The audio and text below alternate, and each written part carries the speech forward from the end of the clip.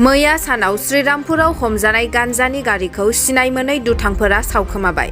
Shrirampur 8 July 2022 Gossaigaon महकुमानि सिङाव थानाय श्रीरामपुराव मैया सिमालटापु पुलिसा गासै 768 किल'ग्राम गान्जा हमदोंमोन, जेराव गासै गेदेर पेकेट 60 आरो फिसा पेकेट 14 मोननो हादोंमोन।